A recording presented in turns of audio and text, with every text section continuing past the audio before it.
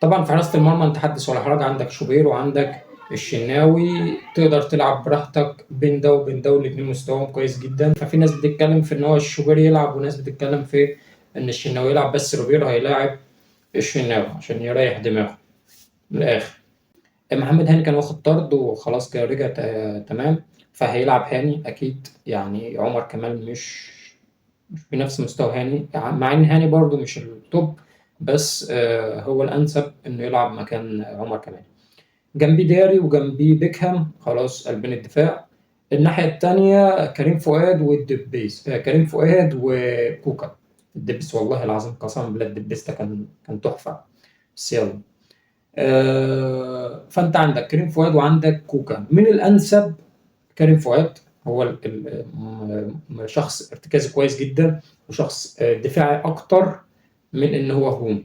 وريبيرو تقريبا هيلعب بكريم فؤاد. قدامهم بقى اللاعب الوحيد حاليا اللي معلش خلاف اليو ديانج، واللي ريبيرو كانش عايز ينزله بسهوله. اليو ديانج من اللعيبه كويسه جدا اللي تقدر تعتمد عليها في نص الملعب، في حته التغطيه العكسيه، في اي مرتده، في اي ضغط انفرادات. هو كويس جدا في حته تفكيك الهجمات المرتده.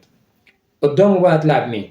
انت ممكن هتلعب 4-1 4-1 تقريبا يعني.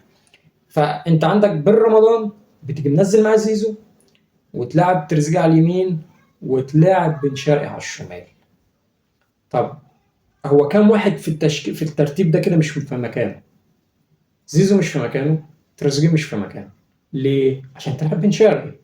طب ما أنا ممكن العب بن شرقي مكانه، واريح تريزيجيه الشوط الاول، انزل تريزيجيه الشوط الثاني، والعبه مكانه، عشان تاخد اكبر فايده واكبر استفاده من اللعيبه. لعبها مكانها. وانا مش عشان عندي 4 نجوم ولا 5 ولا 10 نجوم يبقى لازم انا هلاعبهم كلهم. ايه المشكله ان اللاعب يركن على الدكه؟ مفيش مشكله خالص.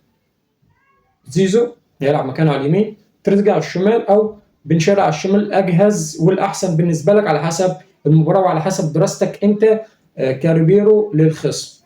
الاربعه دول عشان تاخد منهم اكبر استفاده لازم واحد منهم يريح، ان كان بن شرقي او تريزيجيه. زيزو يجي ناحيه الشمال، نزل لي خط نص، ان كان قفشه.